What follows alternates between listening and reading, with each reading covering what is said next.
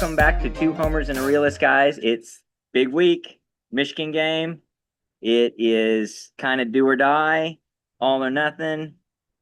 This could be it, guys. This could be where we see that we've turned the tables. I'm Steve. Lucas, Jay, Josh, Nolan. No Connor this week. He is out and about scouting for recruits, doing something. Who knows where he is, but we've got a great replacement in Josh. Pretty much an upgrade. And of course, we got our stats guy, Nolan. He's going to be lending his phone skills to us. It is the big game. Game day is going to be here. This is the one everybody was pointing to say, how are they doing? Take your temperature. And I, in fact, said, this is when we'll know how good this team is going to be. So starting with that, I think I was the only one, maybe Connor agreed.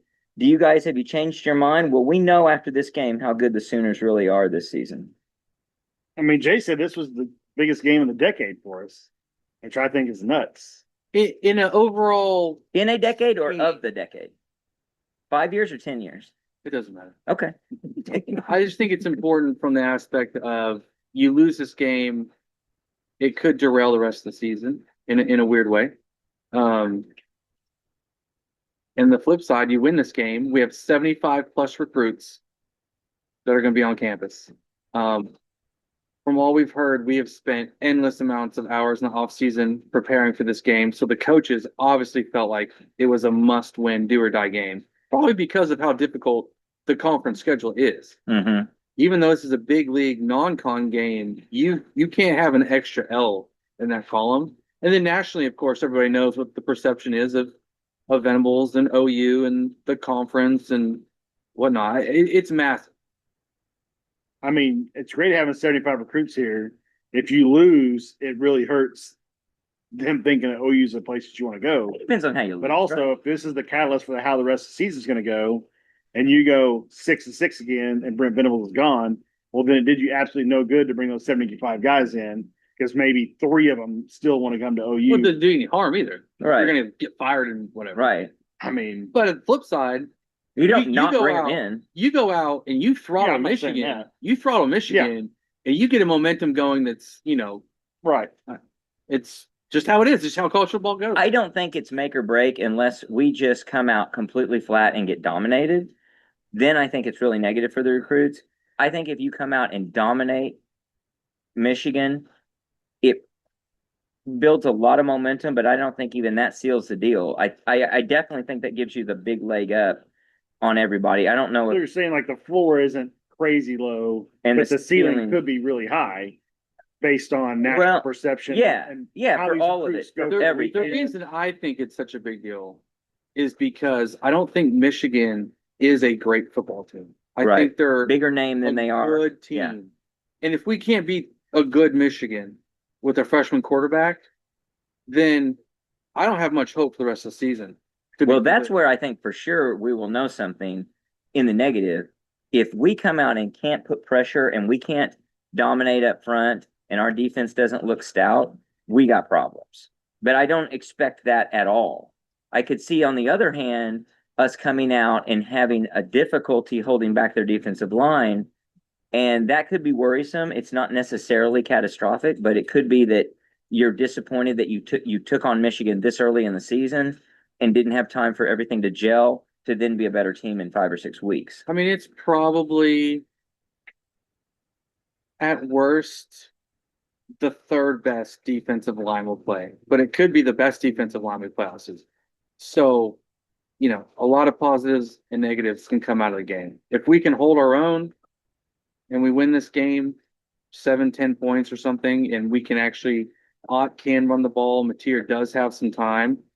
I mean, my optimism for the rest of the season goes up. I don't know. I mean, all eyes are going to be on the Sooners. There's no other major matchups going on this weekend. Now we win and we rush for 37 yards. Maybe, but it's a great defensive line and a great run It's stopper. a really good defensive line. Okay, They really don't good. have the surefire first rounders that they lost last year. I mean, if it turns out like that, you may be looking like 99 OU, where you're just throwing it 40 times a game Mhm. Yeah. and taking, 10 or 15 runs a game for 75 yards and taking what you can get, but you're you're slinging all over trying to get You're not 450 a passing yards. complete offense. Right. That's my worry. Which I is- don't think so, but which that's you my can worry. you can kind of limp your way through part of the season with a one-sided offense, but when the going gets tough and the conditions are bad, Mhm. or you're playing a team that's stacked in the secondary, Or you're trying to put them then away. you're just completely screwed. Yeah, or if you're trying to run clock and you can't do it because Mhm. unless you're just doing a bunch of like 3-yard passes and hoping it works out. Hey, you become a legitimate Texas Tech. Right. I worry that we don't have a running game. That's not a huge worry for me, but that's the one worry spot. I'm very confident at receiver now. We entered, and that was a question mark. After this game, watching the replay, I'm really stoked about our receiving core and the whole passing game. I think that's dynamite. In fact, the pass protection, I think, was really good. Very fundamental. Which is what you could lean on, as a matter of fact, because we had two, you could say three starters if Asusi was considered a starter for last week out. Right. Posada and Simmons are back this week. Yeah, the pass protection was borderline excellent, Yeah. to be honest with you, last week. Against So- the smaller school. If we had to do that all season, it might not be catastrophic Right. to constantly pass, but Well, and keeping in mind, Emmett-Tier's got to run. But you're not gonna win big yeah, with one side of the ball with just one Yeah. aspect of the pass. you're not going to compete for No, the but- SEC title. I will say the only difference is if you want to talk about like a Texas Tech offense from back in the day, they didn't have running quarterbacks. That's true. So Very immobile, actually. yeah, so Mateer is the wild card Mhm. when it comes to the running game. And if he has to be the leading rusher every game so that we can get 100 yards just to keep things balanced, then so be it. And he's gonna have to be Superman. But I don't foresee that. So do you see the running game as a crucial determiner of how good we are on Saturday, and as a measure of how good we are and how far along we are as a football team, based on what we saw last week? I mean, I think you've got to be able to pick up more than 3 yards a carry. Yeah. I think it's pretty important. That'll come into play later in the pod. That obviously was the big concern that everyone had coming out of the game. But as I watched some replay, quite a bit, I was really impressed by Blaylock. I thought he ran with purpose and definitely hit the second level really well with speed and a threat to get past it. So It'll be good to see him in November. Listening to the radio, Yeah. he's not playing this game. is there anything clear on that at all? There's not. It's They just don't have to give a report for Until non-conference. SEC plays. so we just don't know anything. So the It doesn't sound reports like are he's practiced bad, the but last 2 days. yeah. So we got it. Then Ott is the question mark versus Barnes. Where's Robinson? Where's Tatum? I'll be shocked if Ott doesn't have 85% of the running back carries. I would agree. I think I that's going to agree. come into play later in Yeah. the pod as well. So I've heard the rumor that maybe Robinson and Tatum are looking for a redshirt year. Not that we're looking to redshirt them if possible. So you may hold them back because this is, unless they're needed, you figure out where this is going. And they've played now. Robinson's played one of his 4 games. Tatum's not played yet. So there's some You've got to optionality pick there. one because I don't think To play this Barnes. year, yeah. I don't think Barnes is the second option. Well, I don't think so either. But a man who apparently makes that determination is my number one coach on the hot seat. I think DeMarco Murray is the coach I'm most concerned about, more than Joe John Finley, Which is shocking. which is shocking, but the position's more important. And I could give a little bit of charitable grace to say maybe that Joe John knows things and helps in other ways. But DeMarco, it's all about the running backs, and everything we've seen gives us question marks. And now we're what, 5 years in? And we've never had confidence. Yeah, we've always wondered, why is this guy playing more than this guy? Right. And how come this guy's not getting any touches when we think he's Yeah. one of the better backs? So I think that's really worrisome. And people, two things for me. One, people leave and are successful elsewhere. A lot of successful, not a And- little yeah, successful. I mean, then- Tommy Walker looked really good at Wisconsin last year. Yeah. And then he looked, Sawchuk looked Sawchuk like a looked beast great. the other day against Alabama. He didn't look like a beast. He had like 35 yards. He just had a touchdown. I know, but they were good yards. Like the opportunities good he had, defense. he used it, I guess I should say. Yeah. Um, That's fair. you take the other account is I can't think of the defensive coach's name, the defensive back coach's name from a couple years ago. But do you remember we'd have corners come in and they, as freshmen, they're like, oh, this is the next elite guy. And then year after year, it's like, is he getting worse? Mhm. Like, are the corners getting Mhm. worse? Our running backs are doing the exact same thing. Yeah, What was that guy's name? Regression. The guy, he went with Lincoln. to Yeah, get three. I just drawn a blank. I just cannot think I of can his name. picture him, but Nolan, look it up for us, buddy. that's guy. But I really like that. though, like our running backs are looking better as freshmen than they do at sophomores and juniors. Yeah, They're regressing. 2021 defensive back coach. That is Are you guys a excited new concern. about game day being here? I am. I think I that mean, puts us on the It map. doesn't do a whole lot because we all hang out here and then watch the game. Right. So we're not going to be in the crowd hanging I out. might go the night before again. That's kind of fun to see. Yeah. You know, where do you think they're setting it up? I'm guessing they're going to set up on the South Oval again. If they don't, I feel like that's a big mistake. I mean, they need so much real estate for what they do now. I don't know where else they could set up. It's a huge production. Yeah. It's a giant production. I really wish they could do the parking lot between Heisman Park and the track. Mm-hmm. Because the east side of the stadium from the distance looks the best. Spectacular. Yeah. It's really looks awesome on that side. Plus you get the Heisman Park aspect of it. Right. They can do the little pan where they go Where by that's the behind them. they Yeah. can do the wire where it's like That's past good. the Selman statue, past each one of the Heisman statues and Yeah. move around to the Yeah. or drone or whatever they're using nowadays. Yeah. And if they had the backdrop to be the stadium, that would be pretty From spectacular. a fan perspective, you know, our own success has caused us to downplay them being here. Because for the last right. 25 years, it's like, oh, great, game day's here. That's cool. Yet But again. cool game day, right? But from the kids watching on TV and the recruits Right. and all the national coverage, just having a 3-hour show on your campus where they talk about you extra, right? Right. Because they talk about you several times an hour Right. versus maybe just once or twice throughout the whole show. Yeah. That's hard to calculate how important that is. That's a great point because we grow up with it. We know the tradition, but for a lot of kids that are, I mean, if you're 18 years old, rewind the clock, that's not a there's some OU success in there, but it's not the success that we, even of the early 2000s, that's a mystery to them. So Yeah, it's more front and center. hundreds of thousands or tens of thousands of kids that will be shown the Heisman Park Yeah. and be shown the national championships Yeah. and be shown the It establishes tradition it. Yeah. and how big the stadium is. Like people probably don't even know that, you know, kids. I mean, outside of Baker and Kyler, if you said the name Sam Bradford to the kids that are recruiting now, they don't have any idea who that is. That was 2008. Right. You know, those kids were born. Yeah. I mean, that's this class, right? Right. They'd be born. Yeah. Yeah. I haven't seen Sam Bradford play a game. Yeah. Yeah. And Who's the and quarterback coach? I saw quarterback coach. Corner. corner. I saw Jay Valai or Jay No, that's Valai. now. It's before him. and then I just had it. Hold on. Is it- there's It was something that Roy ends- Manning, I think. Roy Manning, yes. Roy Manning. That's what it was. Legacy, wasn't he? Didn't he have an Manning. OU tie? I don't think I so. don't, No. I don't recall. But I mean, I can remember I did go down. I want to say it was OU Missouri. Was that the 08 season It would have when been. they came to Norman, or was that 07 season? Chase Daniel? Yeah, I think it's 07.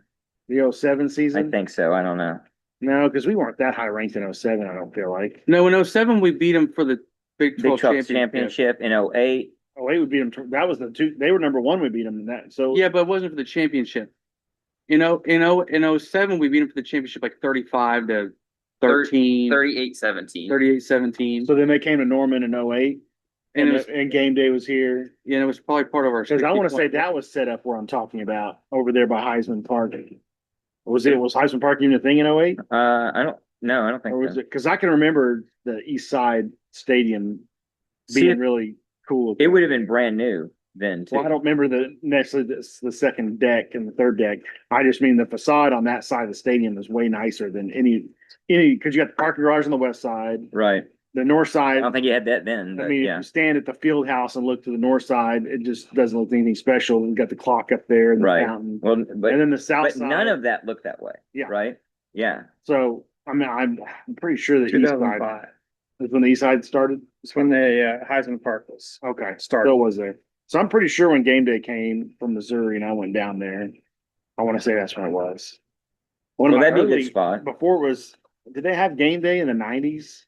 Or they had an ESPN didn't- version? They didn't. They didn't They travel. didn't travel. They didn't start I traveling. remember seeing, it was OU Colorado, 95, 6-ish. No, they wouldn't have been here for that. When did I go? It seems like there was some type of ESPN traveling something other in the early, maybe it was 92. Game day didn't travel then. I mean, I'm not saying it was game day, but they had some Like kind an of ESPN ESPN thing? set up Mm. Game day was over in the South It Oval. basically started traveling right around like BCS. It's 93. Their First first criminal- traveling show? Yeah, it was Notre Dame and Florida State, November of 93. Yeah, they would travel, but they didn't do every week. Regularly. Like They every just went to, week like, a giant started. games or something. Yeah, I think every week started. I think it started like in 03 or something, or Maybe I'm so old, I'm just confusing other times. I don't know. I don't know. But You are very old. I do remember going, I think it was like Missouri 08. Because we beat them here and then we beat them in the championship. Yeah, that one of those Big years 12 title. we beat them Twice. twice. That was 07. 08, we only played them in the championship. Okay. Yeah, because they And been, scored 'cause 60 on they them were in number, that game. they were number one. Yeah, So it was 07. Yeah, we okay. beat them twice. Gotcha. So it was big time. Yeah. So yeah, we've had him here a lot, but that's a great point because it gives you a notoriety with the casuals and a broader fan base that sadly they need that reiteration or they just don't know. They just don't know that you're an established blue blood. There are people that don't know who the blue bloods are. There are people that think Colorado's a blue Yeah, blood yeah, because Dion's there. Right, You know what I mean? right. It's about as far away as you can get, Right. right? And their chance at blue blood was in the 80s and Well, Oregon. and was But in the they early both got 90s. one. And they think Oregon's And won. we've only That's played a Michigan joke. once in a bowl game. Only once. So Uh-huh. their fans have to be excited about making this trip. Yeah, for sure. Not just because a blue blood going to another blue blood, but also because of the game day stuff. Right. And it's a top 25 matchup, Mm-hmm. right? I think Michigan's in the top 25. Right? Oh, they're ahead of us. Okay. I think it's 14, 18. I Yeah. don't look at the polls. I think they're stupid. But Numbers. so those, yeah, math. So I mean, if I was a Michigan only fan, Oregon. I'd be absolutely stoked to come to Norman just I mean, I'm stoked to go Just to for- Michigan. Oh, for the me atmosphere. too. Absolutely. And 83. we were talking about you think you're going, huh? We were talking about it'll be interesting to talk to some Michigan fans to see what their game day experience is like and what they think about it.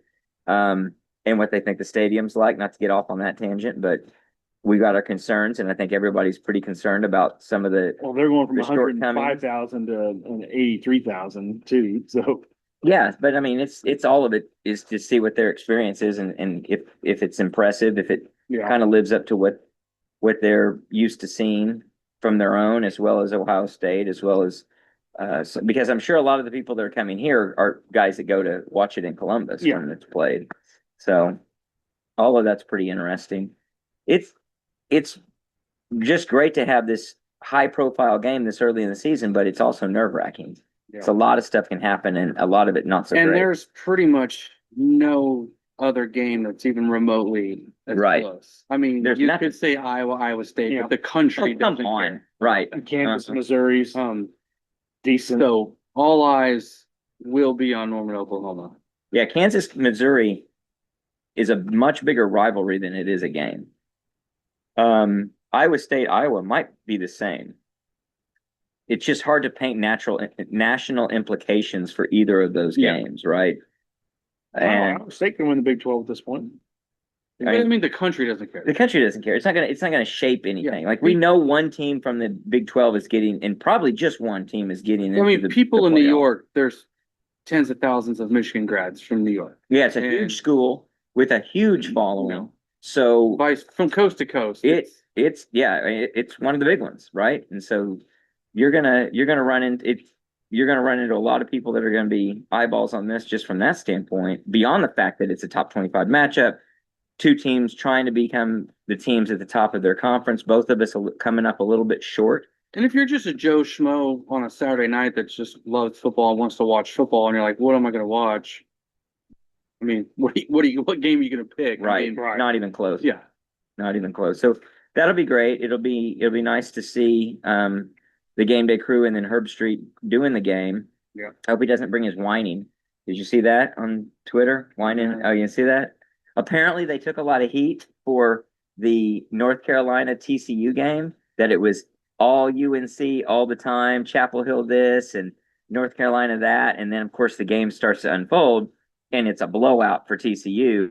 And so they're taking a lot of heat for, like, I guess, being a little unprofessional and like not giving TCU their due, but also just getting silly and getting off on other things. And his dog is in the studio and he puts the headphones on the dog and everything. So Herbstreit takes to X and starts getting all defensive in this ranting little post that has 3 huge grammatical errors in it. And it's like, I don't know if he was drunk or what's going on, but just why are you making a big deal about this and whining and complaining that the people are lying about you? It was childish. I don't know, but that'll be interesting. So I'll be down there. I'll be giving them a hard time about that. I'll be yelling from the back. If you remember when I went down there last year in the Tennessee game, the students were queuing up that night. Like they spent the night waiting to be the first ones to rush out and have the front row and center, which to me it's a little anticlimactic because you get up there and you're like, okay, now we got 3 hours of this. And it's kind of like a New Year's Eve in Times Square. You know, it's like, oh, okay, 8 hours later, are we gonna drop that ball? Can we get done with this thing? But I guess when you're a 20-something, that's pretty awesome. That'll be fun. So what are the other critical things that we're looking for in this game that we need to be thinking about? I want to see if our defensive line gets push on their offensive line. You know, Illinois State did a good job of just trying to quick pass because they didn't want their quarterback under a bunch of pressure. Right. And then, of course, we did knock him out of the game. Yeah. What was that, second quarter probably? With just a straight up run. Yeah. Not we, anything We only crazy. blitzed. I can remember the Peyton Bowen blitz, but other than that, I don't remember anything special. Nothing I don't remember exotic. Kendall Daniels flying over the place or anything like that. Mm-mm. Just No man on stunt, man. no nothing. Yeah. Yeah. So I'm hoping to see our defensive line get significant push, causing some havoc for the freshman quarterback that may or may not know where the best place to go with the ball is when he's under pressure, and maybe make some Jackson Arnold type mistakes. And that's what you're hoping for, is that he just looks silly out there. Yeah, you want to get in his head, get disruptive, force him to be, you're going to force hopefully one dimensionality and make him beat you with his arm Yeah. and take that away. That's one thing that I thought was really good Saturday was how good the defensive backfield played. I thought that was really solid coverage. We had a couple busts, but the safety made tackles both times. Right. And they clearly were trying to do certain things to prevent they were trying to position Illinois State into certain reads, and that left some exposures naturally. And the guy did find them a couple of times, and none of them were critical. And there was no chance of getting beat deep. There was no chance of something. There was one almost busted play that went for a big gain, and it just wasn't that worrisome. And we shut him down right after that. So not very worried about any of that. Yeah, for both sides of the ball, this is the Jaden Jackson type of game where if he demands a double team, that means everything in the numbers game for stopping the run. I mean, Right. You first and foremost have to keep Michigan from running the football. Because if you can't, they'll just do it and they will wear you down and they will slow down the game or speed up the game by slowing it down. Right. And take away your possessions. Yeah, and it'll be over. Mhm. If it's 2nd and 5, 2nd and 4, over and over and over, we're toast. Yeah. Um, And that has implications for the rest of your season. Yeah. Because those guys getting worn out, injury risk, etc. and then same thing on the other side of the ball. Offensive line has to hold up. I'm not worried about Mateer and his reads or his throws. Mhm. I'm not worried about the receivers getting open or being explosive. You got to hold up enough. Right. We don't have to run for 200 yards in Michigan. You got to keep them on it. And Mateer's going to have, I'm going to say 10 to 15 designed quarterback runs. 10 to 15? Yeah. To keep them honest, that's a lot. I don't think you'll have that many. Yeah. I don't think we'll be able to run that many plays to where he would. I mean, that sounds like a third of the offense. It might have to be. Well, it depends on, I guess, the scheme that they're running, because if It they're gives running you a an scheme extra that number. takes it away, It then gives you you an do it. extra number. if they're in the doing bucket. an umbrella coverage and trying to get pressure with their line and taking away your run, then that would be, I mean, it's almost like naked bootlegs and things that could really open stuff up. And so I don't know if it ever gets to be 10 to 15, because 5 might be enough that it forces change in what they're doing, hopefully. Yeah. And then Just you to find keep them success. honest enough. Yeah. We'll let him know you're And gonna maybe, do it. and maybe the more successful each run is, the less he'll have to do it. Right? As soon as they don't watch him or cover him and he hits one for 20, Yeah. that might change what they have to do just because it's there So, and they have to watch for it. so let me ask you this, couple. I think he'll have 17 carries for Hold on, I'm writing this down. 86 yards. 17 for 86. Yeah. Nice. Leading rusher? He might be the leading rusher. How many carries did Jackson Arnold have against Alabama? And that was a game that literally, that was our game plan going in, was we're gonna surprise them by. I'm gonna say 19 for I'm gonna say 80 yards. I'm gonna say 11 or 12 will be designed runs, and five to six or so will be scrambles. Okay, while they're looking that up, one thing I noticed with Illinois State is that we didn't, unless I'm mistaken, really threaten to throw the ball deep, right? No, We didn't have go routes. we could have all day too. And so that's something we'll get to you. Do you have it? Do you have the answer? Ooh, call on me, teacher. Yeah, give me a minute. So I look to see us get vertical. I hope we can get vertical, even if it's just back to keep them honest. We're going to have to do that to keep them honest.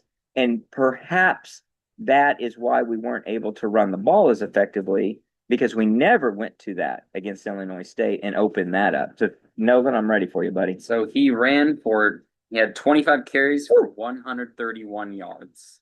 And that was the entire game plan. He only threw the ball 11 times. All season. 11 good passes off. 25 times against Alabama. I will call that a fail if we are in that mode. Yeah.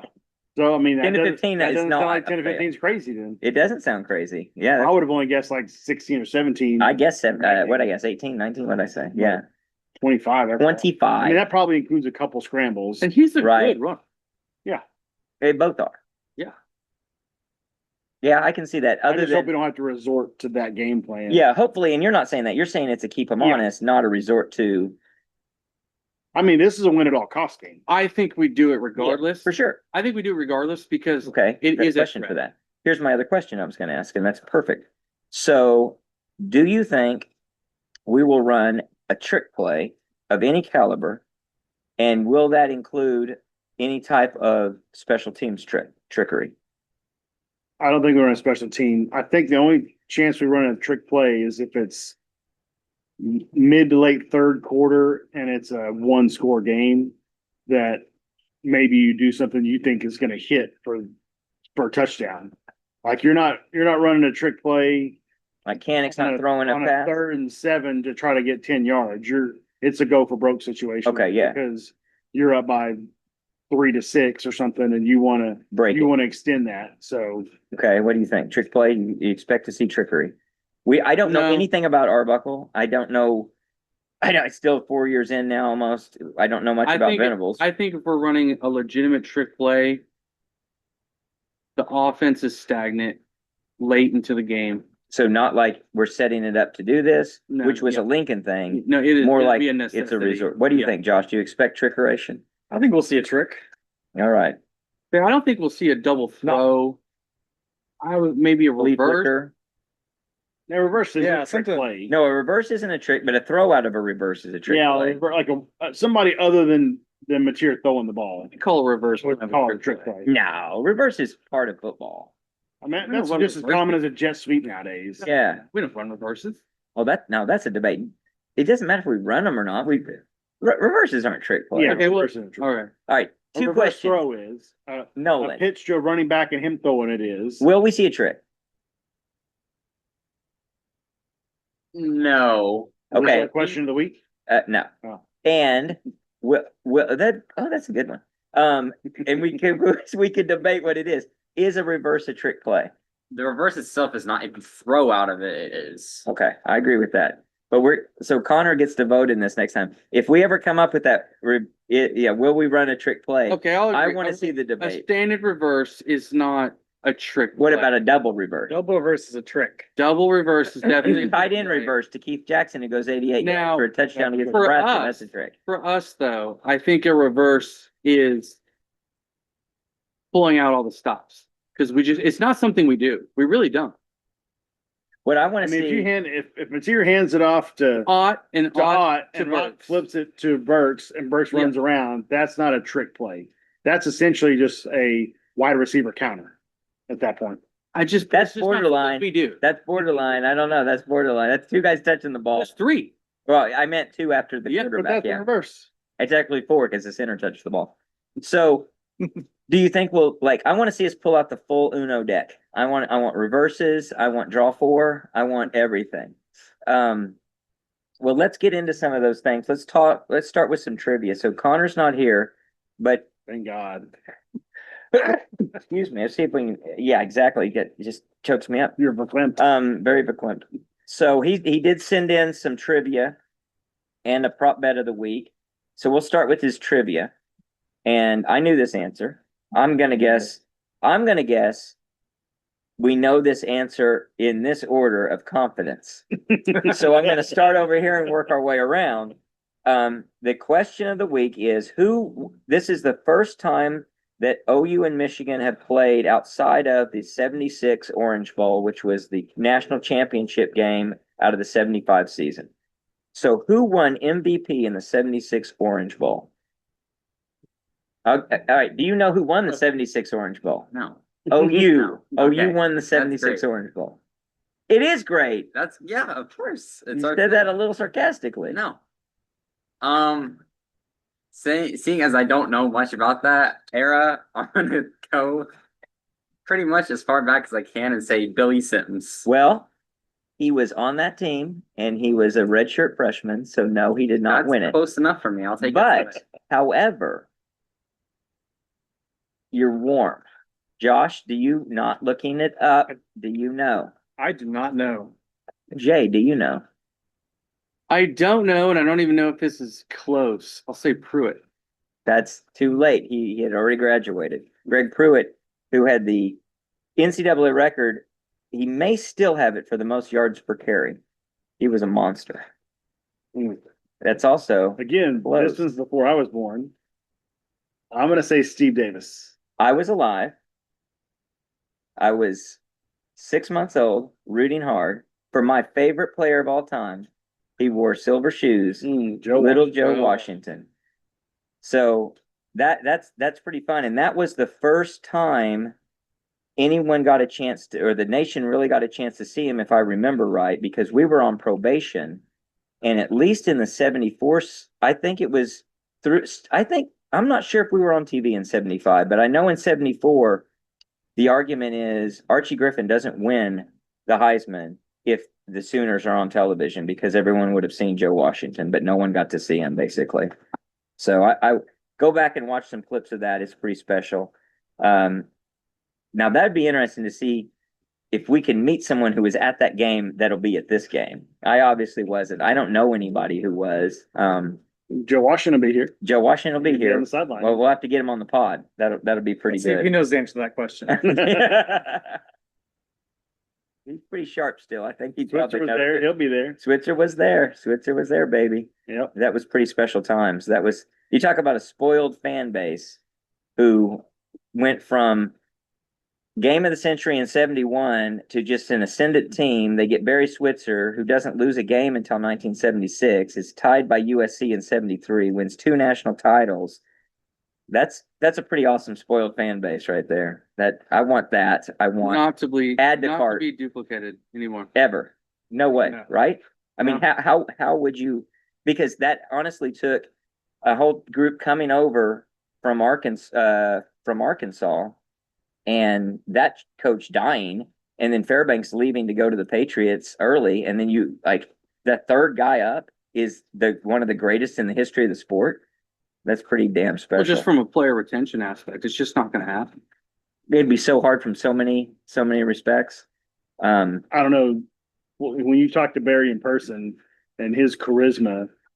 Oh, if he The was still player- here? Yeah, Yes. the player retention for a guy like Barry Switzer With even in NIL? the NIL era. Oh, I think especially with NIL. Oh, I mean, it would be You know why? with his personality, it'd be unreal. No, let me say something, and I don't mean this to be as critical as it sounds, but I was watching the Toby Rowland Venables coaches show the other night, and I really liked what they did.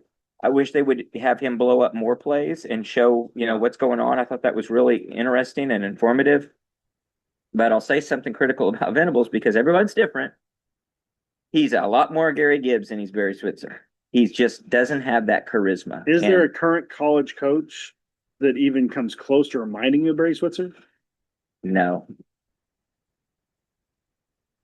Because everyone who's close has another attribute that takes them negative in the other direction. Like Dabo has moments of that, it goes negative in other directions. Gundy has elements of that and goes negative in other directions. Dan Lanning. Dan Lanning has sort of that. Kiffin kind of Kiffin, like that. Kiffin was the only one that I thought of. He's a little, I'm not gonna say grumpier, but like when he does media stuff, he at times can be funny, Uh-huh. but he's not super outgoing. Like they ask him a question and he'll answer it, and he'll kind of be passive aggressive about stuff. Right. Whereas Switzer would just be And he wasn't, on fire. when Switzer was Media. funny, he wasn't trying to be a funny man. Yeah. He just had charisma. Yeah. The guy just was smooth. You can see why he was a ladies' man. I mean, the dude just had Kaborka. He was amazing. And that's He where I still think got it. he still got it. He's still That's where I think he would excel in this environment because not only can he do all the coaching and all the player development and get in good with the mamas and all of that stuff. He was Soul Mission before Soul Mission was a thing. He also could work the donors. Can you imagine showing up with him to try and stoke the NIL money? The guy would just make it rain. Yeah. That would, and if you had, in addition to all that, the analytics and the firepower of a Nagy and that type of a crew, that's a scary combination. What that could do, that would be really, really special. It's sad, a man before his time in so many ways. He was a lock. He definitely was a lock. So in just a minute, we're going to get to the locks of the week. In fact, why don't we just go ahead and do the locks of the week? The realest deal, locks of the week. So for the locks of the week, we've got guest picker Josh. But before we get to that, we're going to talk about how good we did last week. Good's a relative term, and how good the listener last week did. So last week, the listener was 1-2, 33%. And for some of us, that's an envious record. I was 0 for 3, but I'll say every one of them was close. Every one of them was within just a couple points. It just took Horseshoes a and hand couple grenades.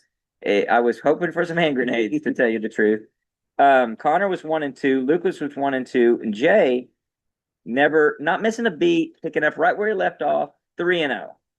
Somebody's got to carry this. God, just carrying this That's just thing. what it is. We're trying so hard to help you out. We're 5-7, 42% so far for the season. We're about to turn it all around with these locks because I have such confidence in these locks. These locks are amazing.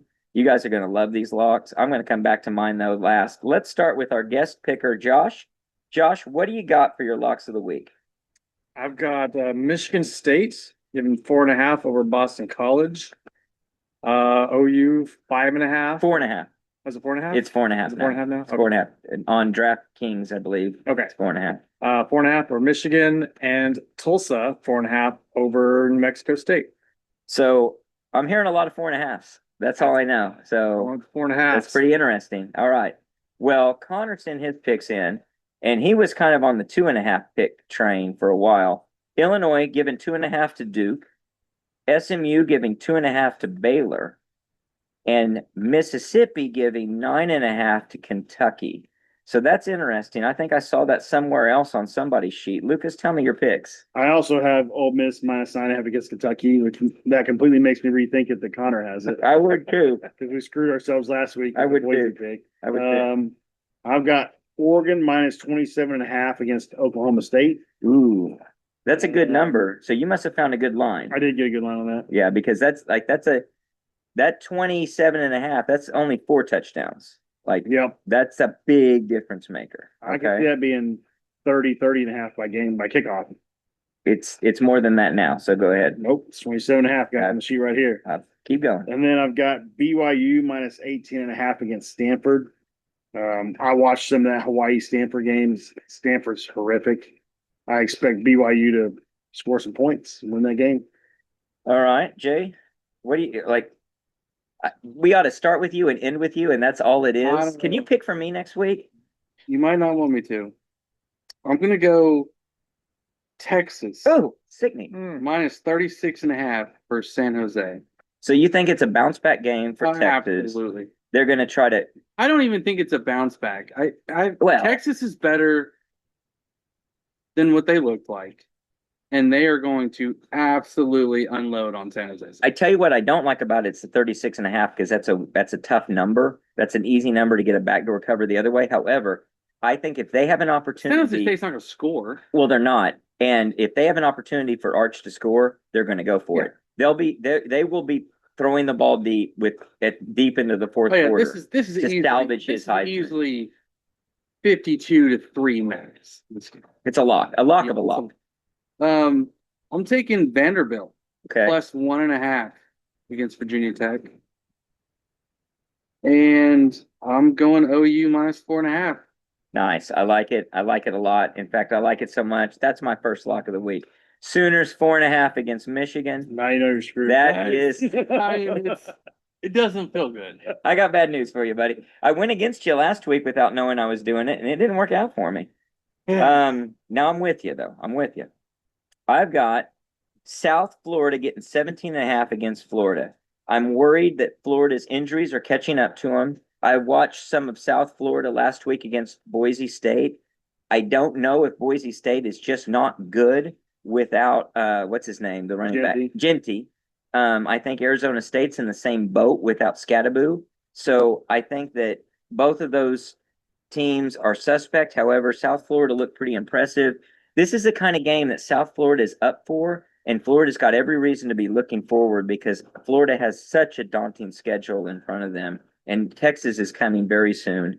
So I don't know. I feel like even though it's in Gainesville, you've got a lot working of the intangibles in South Florida's favor, and they get 17.5 points. And then, this is good news for you, Lucas.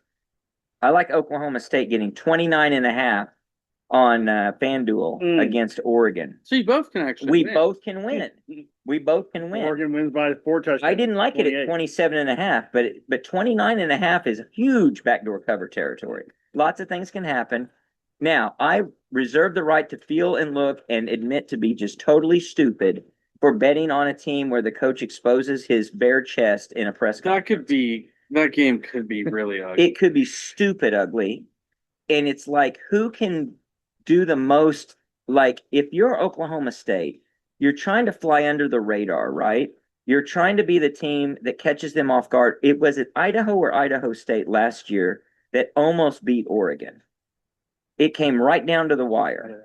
It was one of the two. I can't remember if it was the Vandals or the whatever the other one is. But it was really tight right at the end. In fact, there was a bad call that gave Oregon the edge.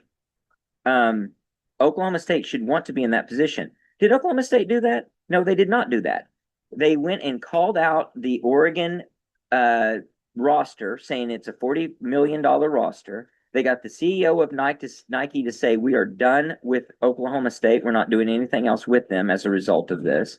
They just Gundy gave Was that them. official? That's what he said. Yeah. I mean, I saw Mike Gundy say that they may cover up the swoosh going into that game because of how. No, the CEO came out and said that. He said, we're done. So I guess deal with Adidas or Adidas if you're European. I don't know why you give bulletin board material to a team like Oregon who is looking for a reason to overlook you. But so that scares me. All that said, 29.5 points. I can see Oregon saying they've got the lead folded up. Oklahoma State comes out and Gundy puts a couple things together and scores a late touchdown or something. I don't know. So we cannot go 12-0 again this week. We can. It's also the 28 most, it's also the most Gundy Exactly, thing ever to 28. go up there and put up the fight of the season. Exactly. That's what I'm looking I feel for. like when they didn't know if they had a quarterback or not, and they were talking about we may just play all three quarterbacks, and then the guy that they started went out early, and he's got a broken foot, he's going to miss 6 or 8 weeks or whatever. Right. I feel like if they didn't have confidence enough in that guy, that they definitely don't have confidence in their second string guy, Mm-hmm. and that, I mean, they just didn't look that impressive in the first game against a nobody. They didn't. They So, didn't. No, I know several people that went to I the don't know. game and said it was bad. I mean, I have friends. I on watched quite Twitter a that bit of were- it, and it looked bad. They were calling. They're like, "This is what we're doing against this team. Yeah. Like, what do we got going out here, guys?" But we've seen that before. We've seen them struggle early and then Yeah. put things together. I don't know. This is not like a super backdoor. I'm trying to just undermine them. I really am picking them because I think they're going to cover the spread. I don't know. We'll see. But that all remains to be seen. Those are the locks. Now we also Connor sent in a prop bet of the week. And it's like he's reading our minds because it's what we started talking about. So he's got a bonus on here, which we're not going to count. We all got the lock of the week wrong last week, or the prop bet of the week Yep. wrong. So that was if Mateer would have a started drive in the fourth quarter. Obviously, he ended the entire game. This week, prop bet of the week: will Jaden Ott be the first OU running back to carry the ball? Mm. It better be. I'll have Jay down for it. It I'm better be. on that train too. Yeah. So is that a better yes? Is that a It better yes be. and a yes? It better be. If What do I you- see Barnes getting a loyalty start, And a 3 and out on the It's first drive. I'm gonna scream. Yeah. You'll be able to hear me in the upper deck. I might boo that louder than I'm going to boo the hype guy, and I am going to boo the hype guy. Josh, what do you think? Will he be the start? Will he get the first carry as an OU running back? I sure hope so. So that's also a That's a yes. yes. Nolan, Absolutely, he will, 100%. 100%. And Mateer Yeah, going off because he's not a running back. Okay. So I said yes, and Connor said yes. So we're all very unanimous again. So how many yards will Ott have? For the game For or the- on that For the touch? yeah. -3. Now here's the Yeah. deal. He could be they could like rope a dope us the whole time and it's play action every time to him and we're over the middle. And then what'll happen is he'll do that's what'll happen, and he'll do I guess he said running back, so it wouldn't count if Canick caught it behind the line of scrimmage. But if he had one of the other running backs in the backfield and he catches it behind the line of scrimmage. So how many yards will he have? I said 76. And no thought went into that whatsoever, other than 100 seemed like too many and 50 seemed like too little. So I kind of split the difference. I'm gonna say 58. 58.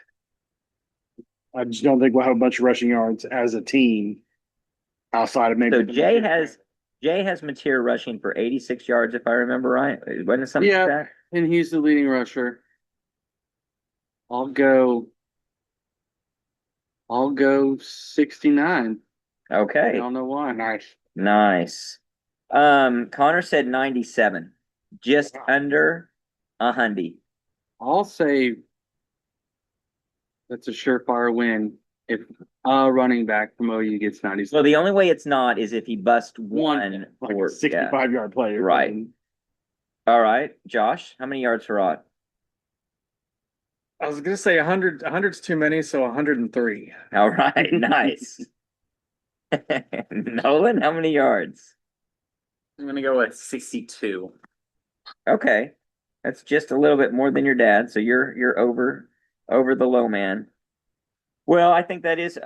I think he chose a really good question because that's not only the question mark coming out of the last game and a question mark for if we can establish ourselves. We know that in big games, running the ball becomes really important. Almost always. Very rarely can you not have success and win the football game in this type of a contest if you haven't run the ball effectively. Now, you don't have to dominate, like you were saying, Lucas, but you have to be effective. And I guess effective could include Mateer running a lot. So But- to me, if there's 3 primary runners in my world, maybe the second string running back gets 13, 14 yards, something like that. Uh-huh. So if we're at that 140, 150 at best rushing yards combined. I think that makes for a decent, High probability. comfortable victory. I mean, Yeah. we just had 103 against the FCS team, so it would be very Without the quarterback. surprising. Without the quarterback and without the starting running back. Without trying. That's Hopefully. what I'm hoping. Yeah. Like, it was very plain vanilla rushing. And they will only get torched so many times. If we hit a couple of passes over the top, They're Michigan- gonna pull everyone Yeah, back.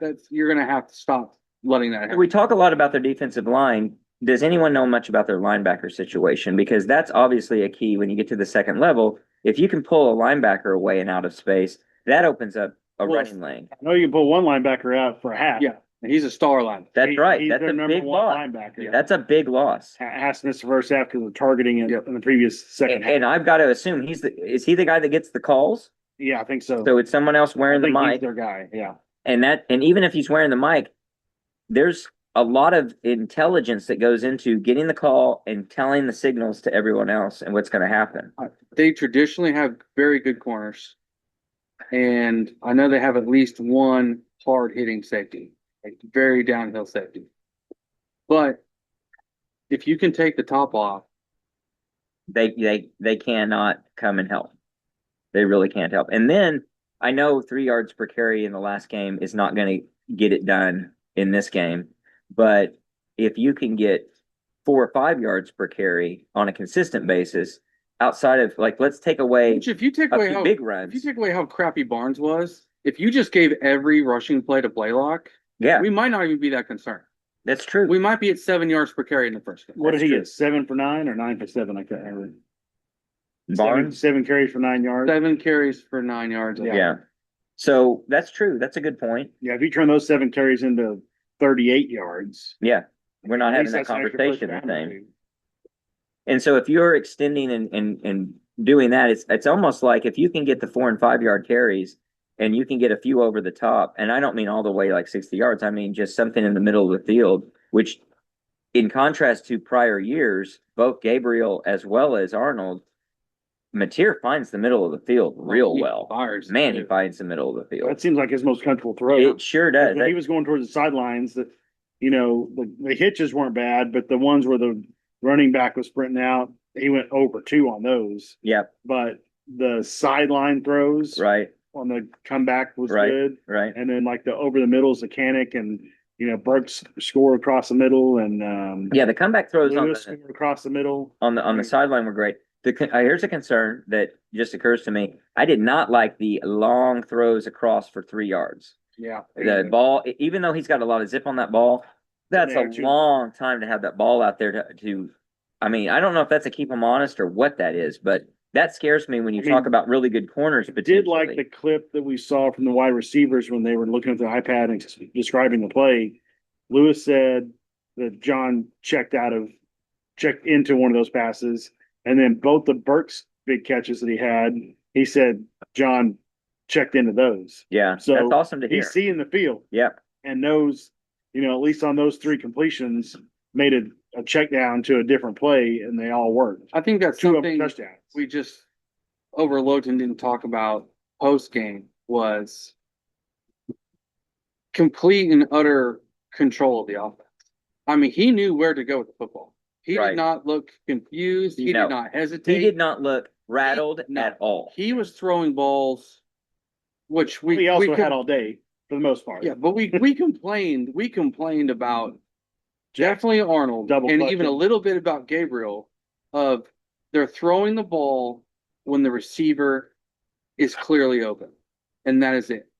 And Mateer let some of those across the middle go. Oh, And there was no one, he wasn't even throwing to anyone. Like if you had a tunnel vision, he was throwing people open. you didn't even know who he was throwing to. And then all Right. of a sudden someone's coming into the picture. Right, And 2 of the ones on the sideline, he just threw it for his guy to beat the other guy. Yeah. right. As opposed to Which He- never in a million years. never. Or if Arnold threw it specifically, it would have been 10 yards past Young Bucks Right. or out of bounds, way out of bounds. So That was good to see. 2 things that I guess if you're looking at it from a standpoint of tell me we lost the game. Another thing that probably worries me is, or I would suspect might be a problem that we saw, one that we saw and one that we didn't see, just what you're talking about.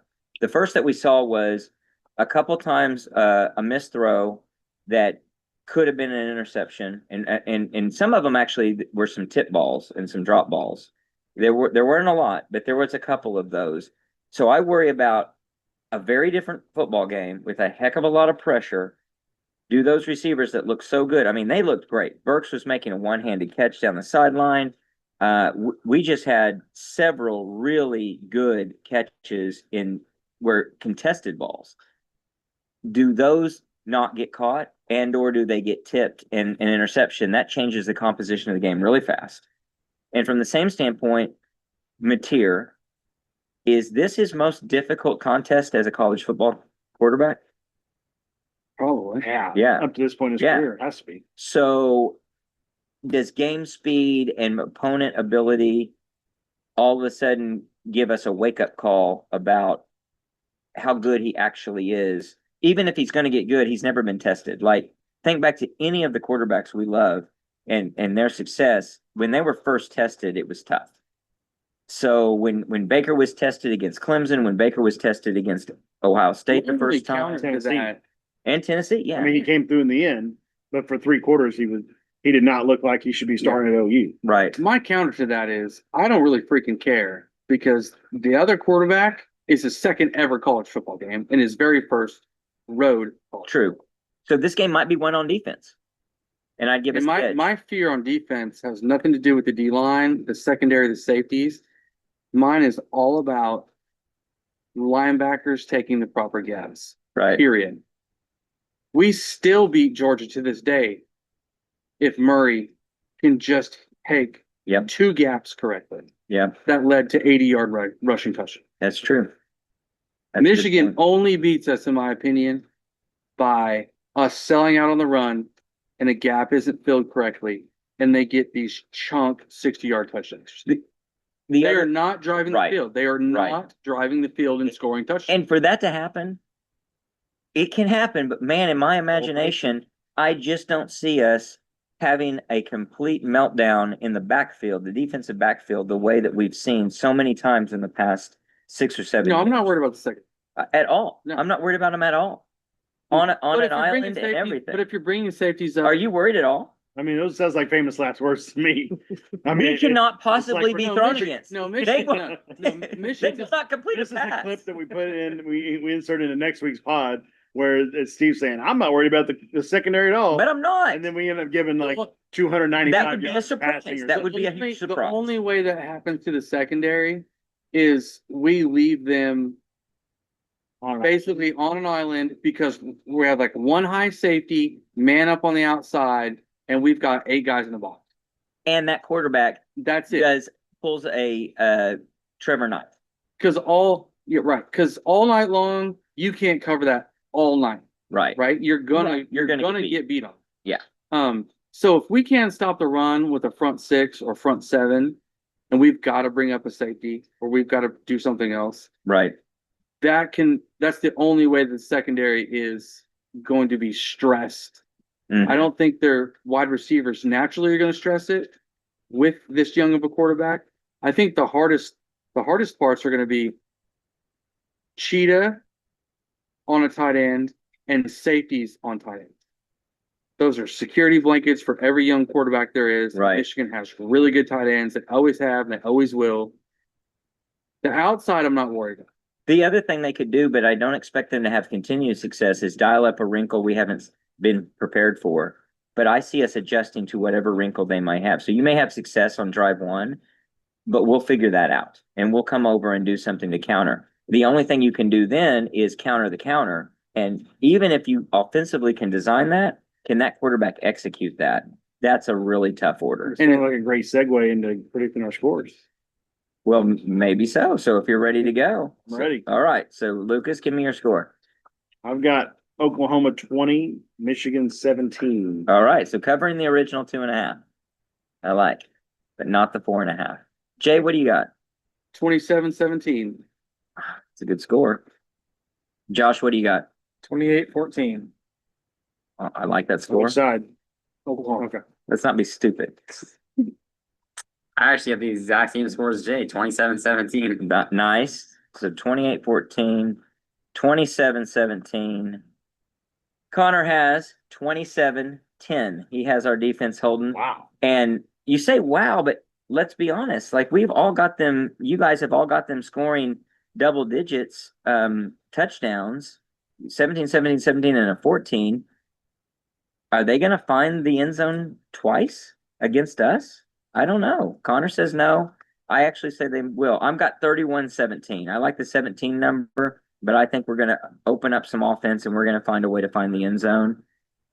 I'm hopeful that it's a game where we're in a position where we're leading throughout, looking for us to get a little more cushion. The only nervousness is we need to put them away. Let's make sure we put them away. And to me, has this team turned a corner? Will be, can they put a team away like a Michigan and secure a victory that's at hand? I do think if we have to come from behind, we've got the tools to do it. We did not have the tools to do it last year. Of the two teams, we have Of the two teams, we have it. And versus where we were last year, we have it. Last year, we had no chance. If Michigan's up 3-0 on us, we may not score. So this year's a totally different picture, obviously, hopefully. I think from everything we've seen, it's different. So I don't know.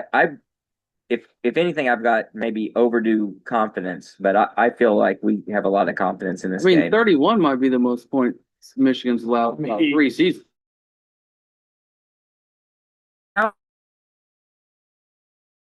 You're going to score 31 against Michigan. I find that a little hard to believe, but if Ott is who everybody says he is, and the wide receivers have another week of practice to get everything lined out, then maybe you can If score. Panic doesn't fumble, we score at least 38, if not 42.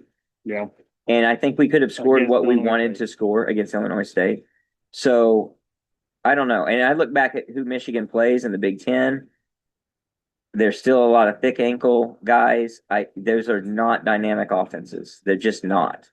They did beat the national champion. They did dial it up against Ohio State. and they won the national championship. And they No, caught him. but They caught him well. Defensively, it's going to be an incredible test for him. It will be a very big test. It'll get us geared up for the I season. mean, I struggled to give us 20. I almost went with a 14-10, and I was like, I think 20 is PTSD. New Mexico scored 17 against them last week. I Right. don't think we can go lower than that. That's a great Like, point. I don't. They won what, 34-17, I think it was? yeah, but we The didn't Fighting Lobos. Don't- Yeah, you watch the game to see. I mean, how do you know? They ran it down their throat. They ran for like 500 yards, as far as you know. I mean, if I remember right, I did watch some of that, and because that game was on before ours, right? We were 5 o'clock. Were they? They weren't. Weren't they Were they contemporary with us? Stats guy. Stats guy. When was that actually, game? Your phone died? The stats guy phone died. Oh my God, I the know, kids these maybe. For days. somebody Keep his age, your it phone happens entirely too often. charged. I want to say I remember Great. watching New Mexico State had a first and goal on like the 8 or 10, and the quarterback was getting pressured, and he just kind of threw it up for grabs. I'm like, I want to say it was first or second down, and Michigan intercepted on like the 2-yard line because I was thinking, Oh yeah, they were supposed to score on one of the. I was thinking because at that point it was like 31-17 or something like that. What? And I was like, they're gonna get this down to a touchdown. Well, Yeah. however they got down there. I don't know how they got down there, but that's saying But something also, right there they're if they got looking all the ahead way down to there. the- Sure. They didn't practice a single. You play down to your opponent, all that. Sure. Focus on OU. I don't know. All Sure. right, so New Mexico, Give us the yardage on that game. their quarterback threw it 47 times for 208 yards, 3 picks. 3 picks. 3 picks. They ran the ball 28 times for 50 yards, Mm. 1.8 yards a carry. Ouch. That's New Mexico. This crew of And they 5 still could scored stop New 17. Mexico They still scored 17. with that. All With 3 so- picks. Okay. Yeah. Oh, okay. This is interesting. New Mexico had 21 first downs. Michigan had 20. That's a lot of first downs. I don't know them as a bend don't break defense. Is that They what they're had two- playing now? They had 267 yards to Michigan's 452. Michigan had 201 rushing. New Mexico had 50. Now Michigan had 8 penalties, which is good. And New Mexico had the ball for 33 minutes to their 26. So I will say, I do find the Brent Venables teams to be a fairly well-disciplined team for the most part. I think that's safe to say in most cases, aside from whatever we're going to attribute to Big 12 bias or Big 12 intentional bias. I don't think we're going to make our own mistakes. In fact, a lot of the penalties that we've had that have been critical in other games have been very questionable. Here's another. So we're winning that game. Here's another thing. What do you think the spread was for that game? For the New Mexico game, I think it was 17, wasn't it? It's 34.5. 34.5. I meant per half. Yeah. So exactly. Nice try. And it was Yeah. 34-17. Huh. So they didn't even cover half the spread. Well, they thought the spread Yeah. was 17. In my defense. Wow. Well, So that's saying something. That's yeah. saying something. I don't know. You want to revise your lock of the week? Want to shoehorn And in the total Sarah? was 50. So they were right there at 51 on the total. So I think They the total just got the New Mexico points and the Michigan our points. total is 46.5 this week, I think. Something like that. And that's a good number. I think that's a pretty good number. Obviously I've got us at 48. So I find it a little hard to believe the game could be different, but let me tell you this in a little case of optimism. As well as the downside. I could see us coming into a game and we struggle, and be it a really close game or with a win or a loss, right? I really don't find us getting beat. Like, I don't see us getting even 17-10 would be pretty surprising to me, unless it's like a 7-point, a touchdown right at the end or something. Another reason I like the spread where it is, it's really easy to win an overtime game and cover 4.5. It's really easy at 2.5. So where it opened, I would love that line, but that was here and gone. This is the type of game, and it doesn't have to be this way, obviously, but this is the type of game and the type of setup where OU makes a break into the next level, a la OU versus A&M in 99, versus A&M in 2003, versus Florida State, Miami, Tennessee, all of those at home. Just surprising games where we came out and we put up 40 plus on an opponent we weren't supposed to, and holds the opponent to 10 points or something, and it's never a contest. So this is set up to be that type of a game where we could really surprise everyone. Go ahead. So I think we're going to jump around. I like it. Call in the jump around. Third quarter jump around. Third quarter jump around. Oh, I love it. If this Third to fourth, if yeah. this is 42-10, I mean the hype train is just in full motion. Oh, it's on, baby. It is Yeah, on. ESPN has the opening line at 5.5 and the current line at 5.5. Well, ESPN is very wrong on a lot of their spreads. If you'll look at it, they just corrected theirs because they had it at 2.5. The opening line was 2.5. I saw the opening line. Go to Vegas Insider. It was 2.5. I said it was 4.5 when I looked on. I thought I sent it first because you said wow because you thought it was Michigan better. Right, and it was OU. That was from Brett 4.5. McMurphy. Yeah. Yeah, the opening, which was was before the games last week, was 2.5. It moved to 4.5 and then 5.5, which was my call. If you remember on the pod, we can go back and play that clip. And Which means the smart guys the smart money, evaluated the games. and they're Right. they're saying OU. And Well, the smart guys last week moved the line from 35.5 to 40.5, and we know how that turned out. it was almost there. They didn't think Kanek was going to fumble. They thought it was going to be 42-0. So, and we did have net 2 turnovers last week with none on our own side.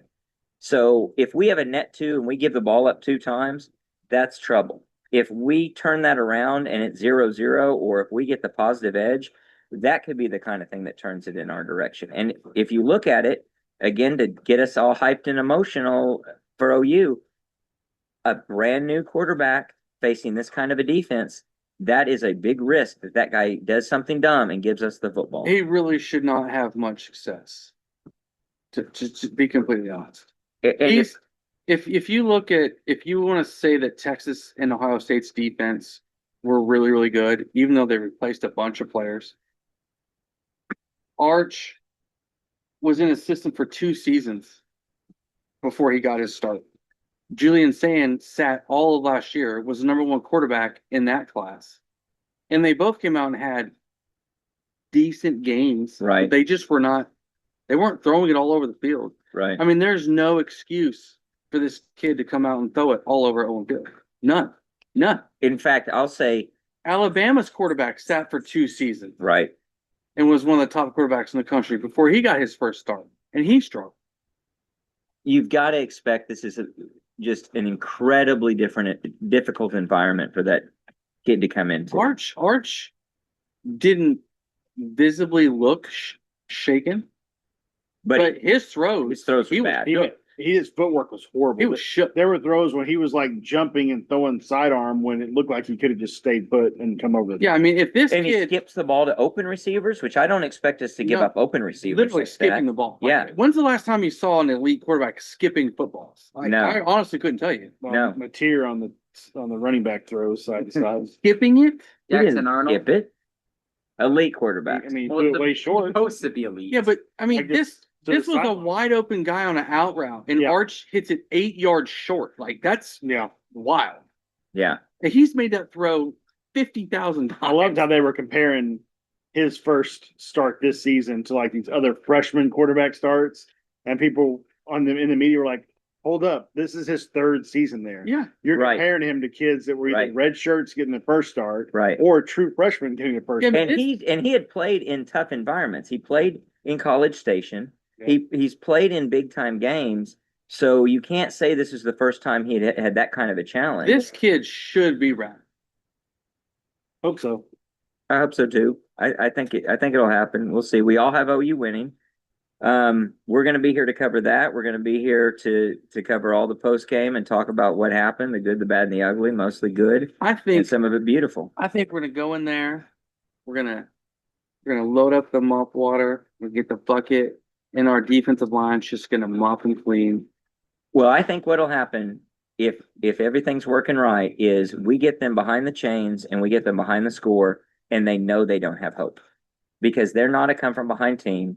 If we can get the jump on them, and I mean the jump that comes in the second quarter, it may not come for a while, but if you get a 10-point lead and you're deep into the second quarter, that could be curtains for them. That could be looking really, really difficult because I don't care what halftime adjustments you try to make with a brand new quarterback and an offense already that hasn't been that dynamic historically.